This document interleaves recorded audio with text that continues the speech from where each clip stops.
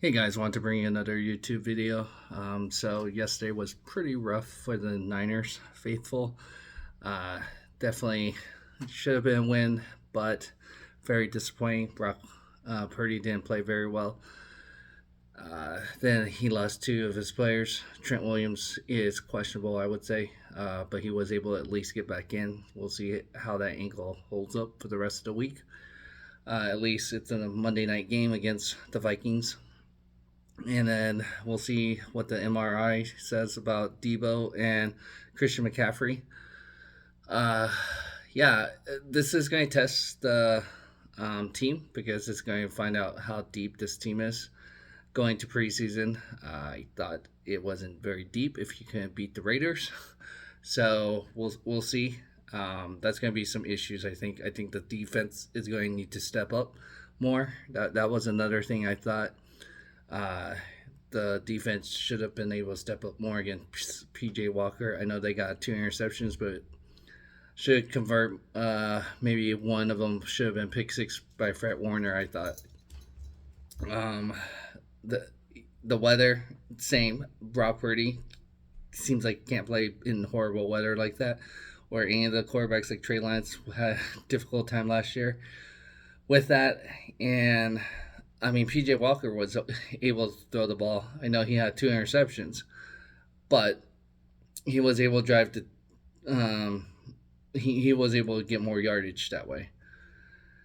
So Jake Moody, um, not surprised that there is a video of my wife capturing me with my acid reflex. So if we get a lot of views and likes on this video, then maybe I'll show that.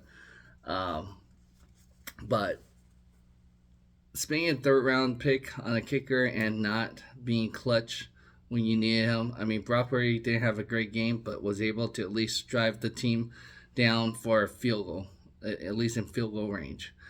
And for you not to hit that kick, I understand the first one was further. That's why they tried to get another 12 yards, I believe, because the first one was 53 yards.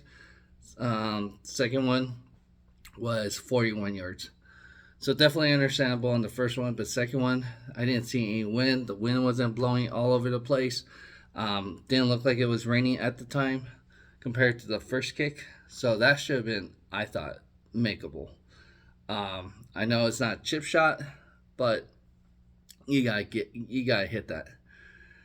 Uh, what else was there? Then yeah, then to have that awful feeling like, gosh, that could be that game where you look back in the season where you needed that game to get home field advantage. But the second game that I had to be able to watch was the Jets and Eagles. It was a defensive game. I was surprised how bad Jalen Hurts played. I actually had them as part of my parlay teaser, and that was the last thing I needed to hit. Uh, but sometimes I have that thing. I mean, and that's why I kind of regret. It's almost like a win-win. If you put money on the other team and you lose that money, that's fine. If it's a small amount, especially or it's affordable, like I said, if you're betting on sports betting and you're able to afford it, that's fine. Um, so that's why I was going to be okay. I should have done that with the Browns because I had that feeling that it could have been a trap game because a couple things going against them. The Cowboys did the same thing. If you go against an inferior quarterback, third string, you might think that okay, we got this game. Also, it was going to West Coast to East Coast. That's another issue that they have sometimes for West Coast teams. So that was another thought of mine that could give them an issue. Um, but I really thought if Deshaun Watson was playing, I thought, okay, that they do struggle with mobile quarterbacks. So I was probably going to think about that. Um, but I didn't think about injuries and stuff like that taking place because we were pretty healthy for the first 5 weeks. So um, I should probably put that down. One of my friends did and made a good amount. Um, putting money on the Browns. I think he got them at plus 400. Uh, but I should have done that. So what I did was I need the Eagles to hit with my last leg. Obviously, they didn't, which is fine with me because that keeps the Niners, Eagles in the same race. But now you got the Lions to worry about because they actually have the same amount of loss with the Eagles and Niners. Um, I think this is going to be an interesting three-leg race. I think the Cowboys are out of it, especially they could be out of it if they lose tonight against the Chargers, which is possible. Um, so yeah, it felt good to see the Eagles lose and have that all the undefeated teams lost at the same time. No one's unbeatable. It's any given Sunday. Now you have a blueprint on the Eagles and Niners, so it's going to be interesting how the team adjusts to this. So, especially if you're an Eagles or Niners fan, let me know what you think. If you're a Browns and Jets fan, you must be thrilled how you guys won, especially with their defense. And the Browns could be legit if they could get their offense together.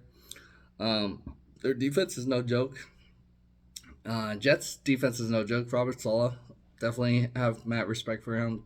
What he was able to accomplish with the Niners defense. So we'll see how that goes with Robert Saleh because Aaron Rodgers has a chance to come back supposedly at the end of the year if they're in a playoff hunt.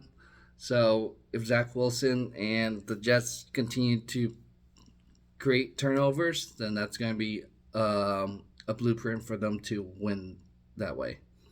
So we'll see how the MRI is going to be for Debo, Christian McCaffrey. We'll see. And hopefully Brock Purdy was going to be able to learn from this and bounce back for Monday night. Go ahead and hit that like button, subscribe to our channel if you haven't done so, and together we can build better tomorrow. Thanks.